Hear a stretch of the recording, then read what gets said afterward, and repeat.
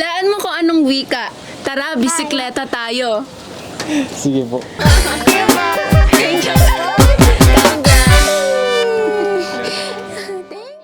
Envergans, may tanong ako. Gaano mo kakilala ang iba't ibang wika ng Pilipinas? Bibigyan kita ng mga ekspresyon o pahayag at huhulaan mo kung anong wika ito. Tara!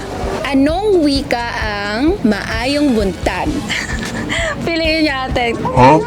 Cebuano. The correct answer is Cebuano.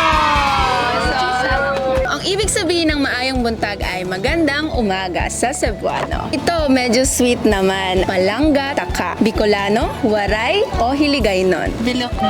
Bicolano po. The correct answer is Hiligaynon. Yon. So, ang meaning po ng palangga, taka ay mahal kita sa Hiligaynon. Thank you po for trying. Thank you. Ang next na wika na uhulaan mo ay, gutom ka na ba? Mangan tana. Ano yon? Cebuano. Ang tamang sagot ay Kapampangan. Ang ibig sabihin ng manganta na ay kain na tayo. Ang next na wika ay diri ako maaram. Ano po sa tingin nyo? Waray, Bicolano o Hiligaynon? Bicolano.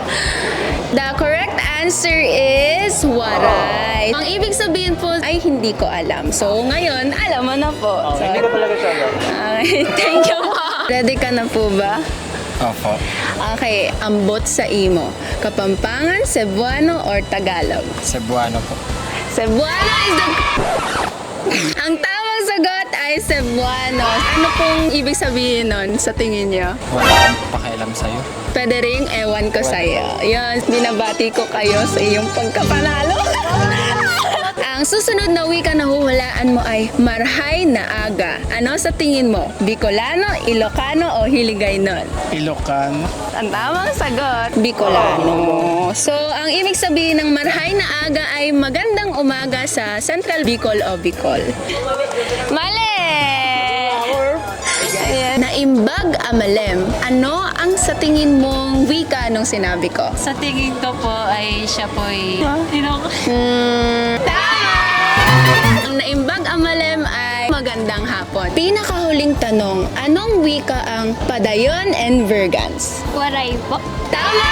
Ang waray! Sa lahat ng ating mga Invergans na nanonood, magpatuloy lang. Sabi mo nga. Ano po?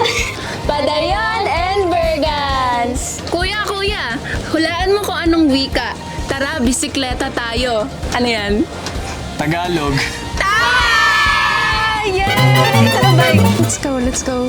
Kuya, malam ka ba? Iba-iba man ang ating wika, iisa pa rin ang kwentong Pilipino. Ngayong buwan ng wika, patuloy nating buhayin at ipagmalaki ang wikang sariling atin. Dito, sa iyo lang.